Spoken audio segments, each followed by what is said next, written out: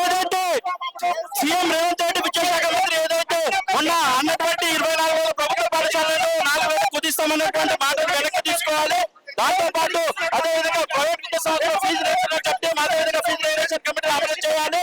లేని పక్షంలో ఖచ్చితంగా రాబోయే కాలంలో ఏఎస్ఎఫ్ పదవుల పెద్ద దాంతో పాటు చూసుకున్నట్టు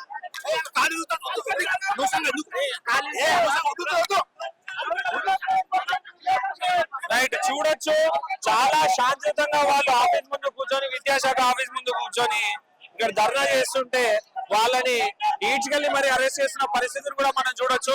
సో మాట్లాడించే ప్రయత్నం చేద్దాం ఏఎస్ఎఫ్ నాయకులు.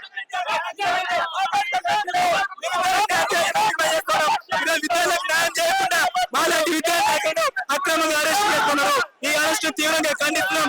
మీకు నిజంగా ఈ తెలంగాణ రాష్ట్రంలో ఉన్నటువంటి పేద విద్యార్థుల పట్ల చిత్తశుద్ధి ఉంటే తక్షణమే ఈ రాష్ట్రంలో ఉన్నటువంటి విద్యారంగ సమస్యలు పరిష్కరించండి. అదేవిధంగా ప్రైవేట్ కార్పొరేట్ సంస్థల్లో ఫీజుల దోపిడీ అరికట్టండి. ఫీజుల మీద చట్టాన్ని అమలు చేయండి.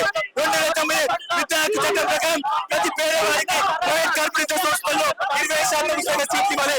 దాన్ని రాష్ట్ర ప్రభుత్వం ప్రయత్నం చేయండి. అంతేగాని విద్యార్థులకు అరెస్ట్ చేస్తే మీకు వచ్చేలేదు. ఖచ్చితంగా రానున్న కాలంలో మీ ప్రభుత్వం వ్యతిరేకంగా పెద్ద ఎత్తున పోరాటం కొనసాగడం చేసి ఈ సందర్భంగా హెచ్చరిస్తున్నాం.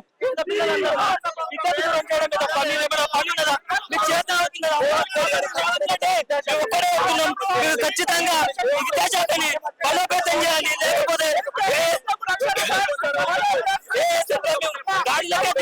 ఖచ్చితంగా మేము దాడులకే దిగుతామని డిమాండ్ చేస్తాం, హెచ్చరిస్తున్నాం. కాబట్టి విద్యాశాఖలు మీరు ప్రైవేట్ కాదండి, ప్రైవేట్ల కోసం తొత్తులు కాదండి, ప్రభుత్వ బడులను మీరు బలోపేతం చేయండి. ప్రభుత్వ విద్యను పటిష్టం చేయండి. మీరు 29,000 పాఠశాలలో 4,000 తగ్గిస్తున్న మాటల్ని వెనకేసుకోవాలని ఈ సందర్భంగా మేము డిమాండ్ చేస్తున్నాం, మేము హెచ్చరిస్తున్నాం.